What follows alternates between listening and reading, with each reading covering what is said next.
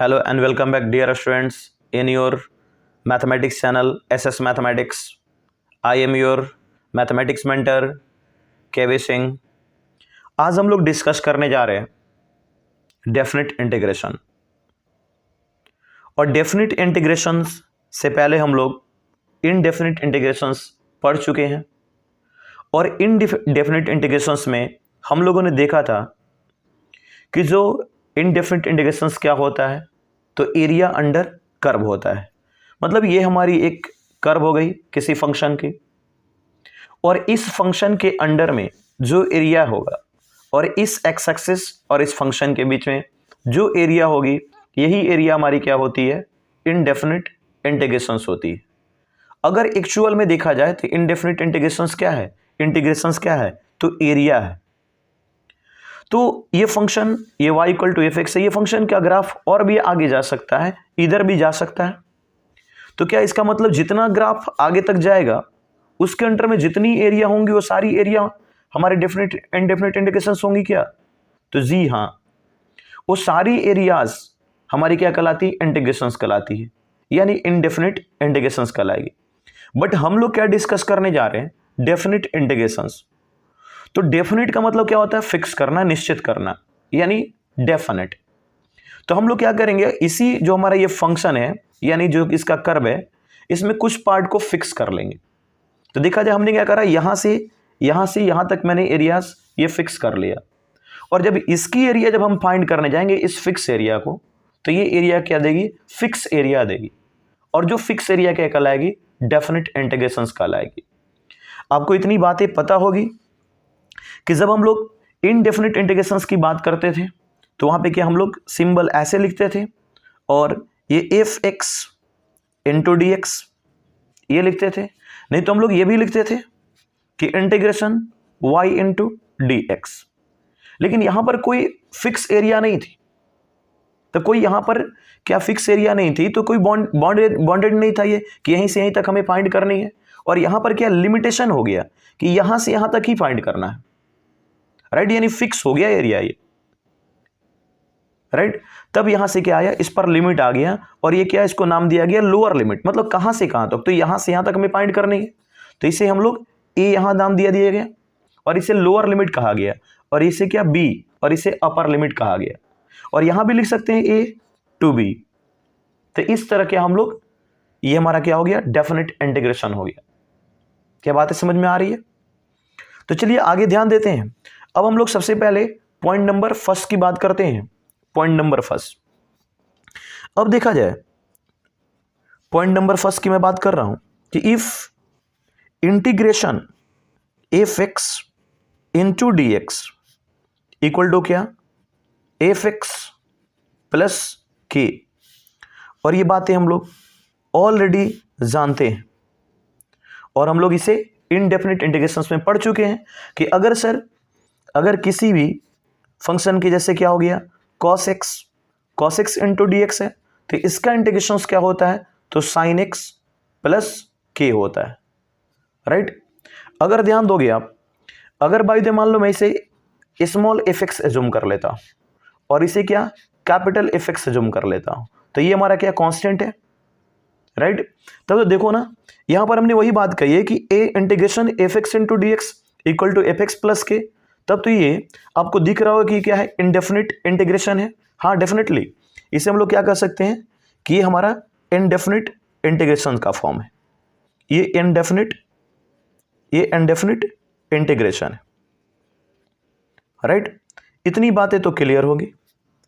अब चलो ध्यान दोगे, लेकिन क्या हमें इसे फिक्स करना है, इसे डेफिनेट बनाना है। चलिए डेफिनेट बनाते हैं। तो डेफिनेट बनाने के लिए हमें क्या करना पड़ेगा, लिमिटेशन लेकर आना पड़ेगा। तो यहां पे ला दिया लोअर लिमिट, मतलब कहां से कहां तक अपने को एरिया फाइंड करनी है, कितनी एरिया है हमें, मतलब कितने क्षेत्र की हमें एरिया फाइंड करनी है। तो ये ए टू बी हो गया, और यहां से हमारा क्या हो गया, ये F x into D x हो गया। अब यहां से हम लोग समझेंगे कि आखिर सर हम इसकी एरिया फाइंड कैसे करते हैं। तो जरा ध्यान दोगे, अगर बाई द मान लो ये पूरा क्या था, कर्व था, ये पूरा कर्व था, राइट। अगर मैं यहां से इधर पूरे कर्व की एरिया फाइंड कर लूं, यहां से इधर की बात समझना जरा, यहां से इधर की मैं पूरे कर्व की एरिया फाइंड कर लूं और फिर यहां से इधर की फाइंड कर लूं और इस पूरे में से इसको मैं माइनस कर दूं तो क्या ये बीच वाला पोर्शन का एरिया फाइंड हो जाएगा? हो जाना चाहिए, बिल्कुल होना चाहिए। हाँ, तो क्या करेंगे हम लोग, क्योंकि हमें ऑलरेडी पता है कि कर्व है तो कर्व तो आगे भी चलता जाएगा, इधर भी चलता जाएगा। दैट मीन्स इधर भी एरियाज आएंगे, इधर भी एरियाज आएंगे, बट क्या वो एरियाज क्या होंगी? फिक्स नहीं है, वो इनडेफिनिट है। और इनडेफिनिट एरियाज दैट मीन्स क्या? Indefinite integrations. और यहां पे हम लोग क्या बातें कर रहे हैं? डेफिनिट इंटीग्रेशंस की। तो क्या हुआ कि अगर मैं बाय द वे हम लोग यहां तक बी तक फाइंड करना है, x इक्वल टू बी है ये, तो अगर मैंने यहां से इधर की पूरी एरिया फाइंड कर ली, पूरी एरिया, और फिर यहां से इधर की फाइंड कर ली और इस पूरे में से इसको मैंने माइनस कर दिया, तो माइनस किया तो क्या हो जाएगा? ये बीच वाली एरिया मुझे मिल जाएगी। हाँ बिल्कुल मिलेगी, और यही हम करने जा रहे हैं। तो देखा जाए तब तो इतना हो गया हमारा a to B F x into D X, और इस एफ एक्स की एरिया दैट मीन्स इंटीग्रेशन क्या होगा? एफ एक्स प्लस के हो जाएगा। तो चलो हमने क्या कर दिया, इसका इंटीग्रेशन हमें ऑलरेडी पता है कि एफ एक्स प्लस यहां के हो जाएगा, और ये हमारा क्या हो गया? ए टू बी हो गया। अब देखिए क्या करते हैं, क्योंकि देखो ना ये जो हमारा cos x into D X है, इसकी इंडेफिनिट मतलब एरिया क्या होगी? इंडेफिनिट इंटीग्रेशन क्या होगा? तो sin x प्लस के होगा। दैट मीन्स क्या है? इसकी एरिया क्या है? sin x प्लस के है। और सेम कहानी sir A to B F x into D X है, और एफ एक्स प्लस के हो गया, इसकी एरिया है। अब मैं क्या कर रहा हूं? इससे पहले वाला एरिया फाइंड कर रहा हूं, मतलब क्या? यहां से इससे पहले वाली एरिया, ये तो क्या है? पूरा पूरा सबकी एरिया है, लेकिन अब क्या? इससे पहले वाला। तो क्या करूंगा मैं? पहले अपर लिमिट पुट कर रहा हूं, तो जहां पर देखोगे ये वेरिएबल है, एक्स की वैल्यू है, अपर लोअर लिमिट, जो अपर लिमिट होता है एक्स की वैल्यू होता है। तो जो यहां पे देखोगे एफ एक्स है, तो मैं पहले अपर लिमिट पुट कर रहा हूं एफ एक्स, इसमें एफ एक्स, यानी एफ एक्स कहने का मतलब क्या? एफ बी, और हमें क्या? एफ बी पुट करना हो, और प्लस क्या है? के। फिर क्या करेंगे, क्योंकि यहां से पूरी एरिया फाइंड करनी है, ये पूरी एरिया इधर की हो गई, इधर की, जरा समझना, ये पूरी एरिया क्या हो गई? इधर की हो गई। अब क्या करेंगे? इधर वाली एरिया फाइंड करेंगे, तो क्या करना पड़ेगा? इसमें ए पुट करना पड़ेगा, और इस पूरे में से इसको माइनस करना पड़ेगा। तो मैं क्या कर रहा हूं? इसको देखोगे पुट कर रहा हूं, पहले अपर लिमिट पुट कर लिया, फिर माइनस माइनस, क्योंकि इस एरिया को माइनस करना होगा। तो फिर क्या? लोअर लिमिट, तो क्या हो जाएगा? एफ ए प्लस के। इतनी बात समझ में आई होगी। अब चलते हैं, ये एफ बी हो गया, प्लस के हो गया, माइनस एफ ए माइनस के हो गया। इस के और इस के को कैंसल। अब देखो क्या मिल गया? ये एफ बी मिल गया और माइनस एफ ए मिल गया। तब तो यहां से कह सकते हैं कि integration A to B F x into D x equal to क्या हो गया हमारा? तो ये हो गया हमारा F B minus F A. अब यहां पे देख रहे होगे आप कि यहां पर अब के प्रेजेंट नहीं है, राइट? अब यहां से क्या हो गया? के अवेलेबल नहीं है इसमें, और ये बात हमें ऑलरेडी पता है कि इनडेफिनिट इंटीग्रेशंस में क्या होता है? हम लोग के लिखते हैं। के कहने का मतलब क्या? कोई कांस्टेंट ऐड करते हैं, जहां पे क्या होता है? के क्या एक कांस्टेंट होता है, लेकिन यहां पर कोई कांस्टेंट अवेलेबल नहीं होता है, और इनडेफिनिट इंटीग्रेशंस में क्या हुआ? एक कांस्टेंट कैंसिल हो गया। तो इनडेफिनिट इंटीग्रेशंस में आपके कांस्टेंट प्रेजेंट नहीं होते हैं। तो हम लोग यहां से कह सकते हैं कि यहां पे कोई भी कांस्टेंट यानी कि अवेलेबल नहीं है, so it is called definite integrations. और डेफिनिट इंटीग्रेशंस में आपका कोई भी कांस्टेंट प्रेजेंट नहीं होता है। तब तो यहां से एक बात हम लोग लिख सकते हैं कि as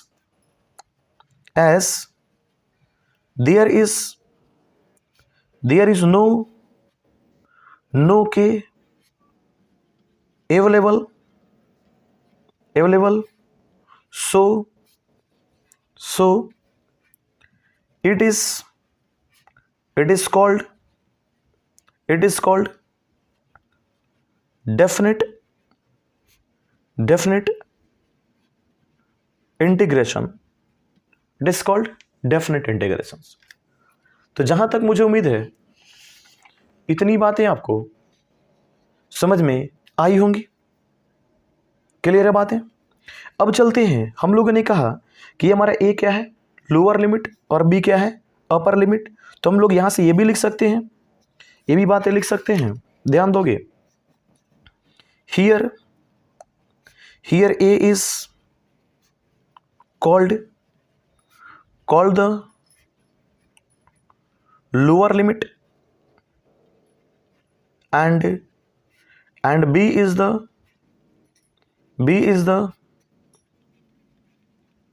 upper limit. b is the upper limit of integration right. क्या बातें आ रही समझ में? चलिए आगे बढ़ते हैं। अब देखते हैं नेक्स्ट, आगे बढ़ा जाए। अब मैं आपके सामने एक क्वेश्चन लेकर आ रहा हूं और क्वेश्चन से सीखने की कोशिश कीजिएगा। एग्जाम्पल,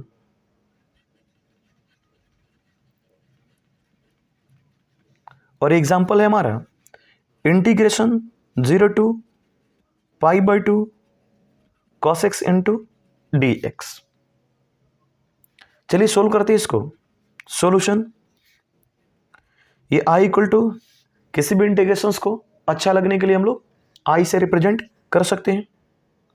तो 0 to π/2 और क्या हो गया cos x इंटू dx। और ये हमें इतनी बात पहले से पता है कि cos x का इंटीग्रेशंस क्या होता है, तो sin x होता है, राइट। तब हम लोग क्या करेंगे, cos x का क्या sin x लिख दिया, ये इनडेफिनिट इंटीग्रेशंस होगी। लेकिन क्या इसका लोअर लिमिट अपर लिमिट क्या है, तो 0 to π/2 है। अभी जस्ट हम लोगों ने देखा था यहां से कि क्या हम लोगों ने करा यहां पे कि यहां पे इसका इनडेफिनिट इंटीग्रेशंस लिखा, फिर इसे अपर लिमिट को पुट किया, फिर माइनस करके लोअर लिमिट को पुट किया, क्योंकि यहां से मुझे यहीं तक की एरिया फाइंड करनी है। और पहले क्या यहां से इधर का फाइंड करेंगे, फिर माइनस करके यहां से इधर का फाइंड कर लेंगे, तो क्या हो गया ये वाला एरिया मुझे मिल जाएगा। क्लियर बात है? तो इस वजह से क्या करेंगे हम लोग, अब क्या हो गया इसका डेफिनेट इंटीग्रेशन तो हम लोगों ने लिख लिया। अब क्या करेंगे, अपर लिमिट पुट करेंगे, फिर माइनस क्या लोअर लिमिट, तो क्या हो जाएगा x, देखो x है, और ये जो आप लोअर लिमिट अपर लिमिट जो है वो x की वैल्यू है, तो ध्यान देंगे। तो क्या हो गया sin π/2 माइनस sin 0 हो गया। अब sin π/2 की वैल्यू क्या होती है, ये तो 1 होता है, और 0 की वैल्यू 0, sin 0 की वैल्यू 0, ये क्या मिल गया 1 मिल गया। और ये हमारा क्या हो गया, इस डेफिनेट इंटीग्रेशंस का आंसर हो गया। क्या बातें समझ में आ रही है? चलिए और भी क्वेश्चंस करते हैं। Next question, example number 2। Example number 2 question है हमारा, evaluate integration 0 to 1 4x³ plus 3x² plus 1 into dx। चलिए सॉल्यूशन की बात करते हैं और यहां से सीखने की आप लोग कोशिश करेंगे। 0 to 1 4x³ plus 3x² plus 1 into dx है। क्लियर है बात है?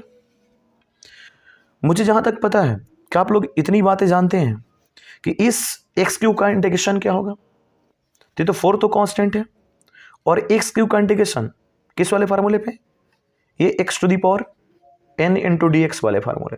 क्या होता है x⁴n plus 1 divided by n plus 1 plus k, right. लेकिन यहां पर k हम लोग यूज नहीं करेंगे क्योंकि क्या हमारा डेफिनेट इंटीग्रेशन है। क्या बातें समझ में आ रही है? तो चलिए देखा जाए, ये क्या हो जाएगा, x³ का x⁴ डिवाइडेड 4 प्लस 3 कांस्टेंट है, मल्टीप्लाई है, यहाँ x² है, x³/3 हो जाएगा, प्लस 1 है, तो 1 का क्या हो जाएगा 1 इंटू dx, दैट मीन्स क्या, इसका इंटीग्रेशन x। और ये हमारा लोअर लिमिट हो गया, अपर लिमिट हो गया, इसको हम लोगों ने लिख दिया इस तरह। 4 से 4 कैंसिल, 3 से 3 कैंसिल। अब ये क्या हो जाएगा x⁴ plus x³ plus x, और इधर क्या हो गया 0 to 1। क्लियर है? अब हम लोग क्या करेंगे यहां से कि पहले अपर लिमिट को पुट करेंगे, तो अपर लिमिट पुट करें तो क्या हो गया 1 हो गया, 1⁴ प्लस 1⁴ प्लस 1, फिर माइनस फिर लोअर लिमिट को पुट करेंगे 0 प्लस 0 की पावर 3 प्लस 0, क्या मिलेगा? तो 0 ही मिलेगा। अब क्या हो गया? ये 1 प्लस 1 हो गया, क्या हो गया इसका आंसर? 3, और यही हमारा क्या हो गया? आंसर हो गया, राइट। तो इस तरह के हम लोग क्वेश्चंस, अभी हम लोगों ने फर्स्ट पॉइंट की बात करा है डेफिनेट इंटीग्रेशंस का, कि हमारा फर्स्ट पॉइंट क्या है। तो ये हमारा फर्स्ट पॉइंट हम लोगों ने डिस्कस करा है। आगे चलते हैं, ध्यान देंगे नेक्स्ट पॉइंट हमारा क्या है। नेक्स्ट पॉइंट, तो ध्यान देंगे आप, पॉइंट नंबर 2 हम डिस्कस करने जा रहे हैं, right. Definite integration in close interval A B for apex is possible only. चलिए पॉइंट की पहले बात कर लेते हैं। Definite integration in closed interval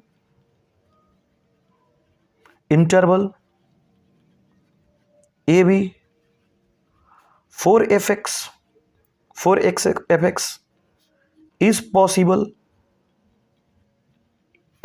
only when function is continuous in the given interval।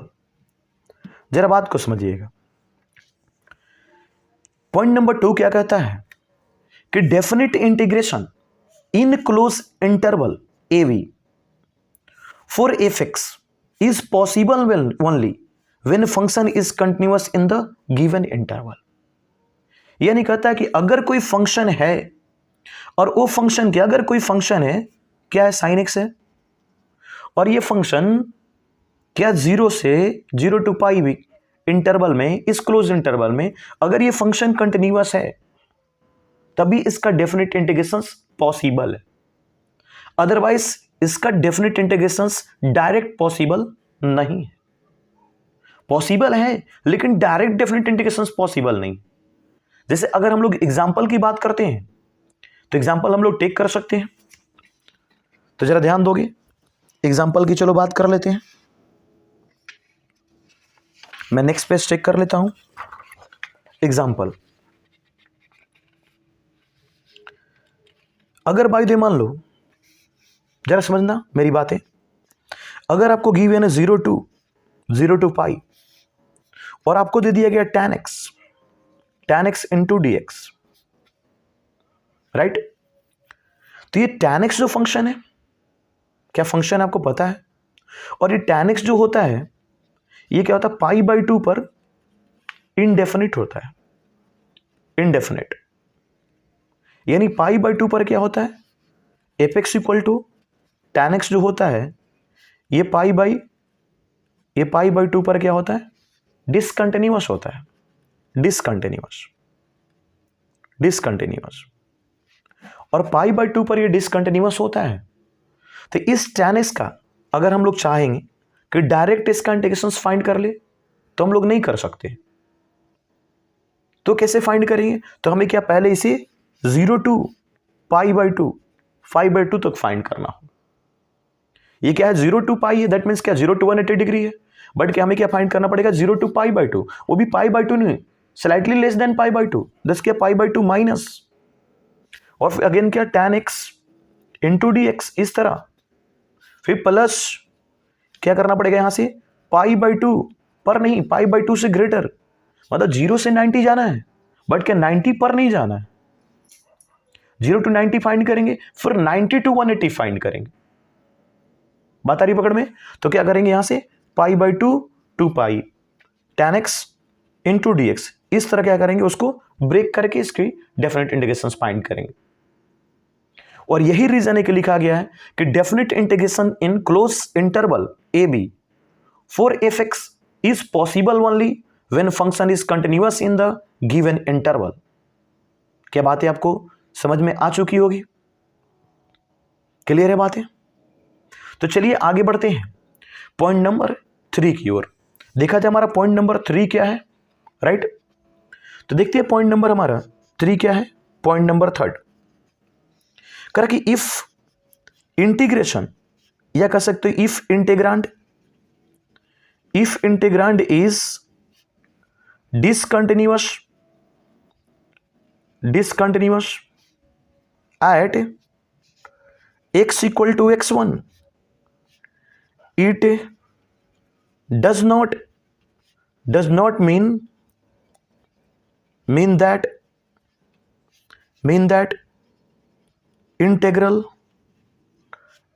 is also discontinuous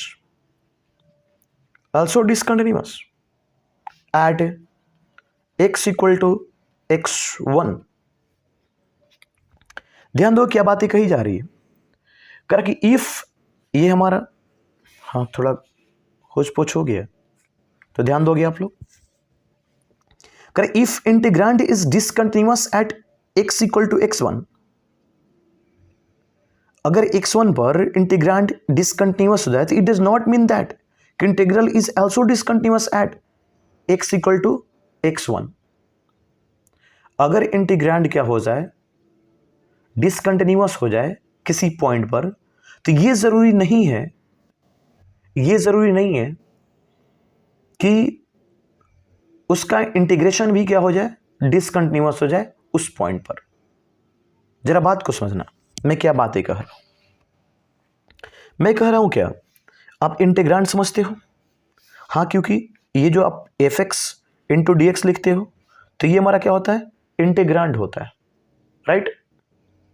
तो कहता है कि ये इंटीग्रांड जो है अगर डिसकंटिन्यूअस हो जाए, चलो जरा एग्जांपल से इस बात को समझा जाए। चलो मैं एक एग्जांपल टेक कर रहा हूं, e to the power ln2 plus ln x into D X, right. अब देखो ना, ये e to the power ln2 plus ln x, that means क्या, इसको क्या लिख सकते हो, ln2x भी लिख सकते हो।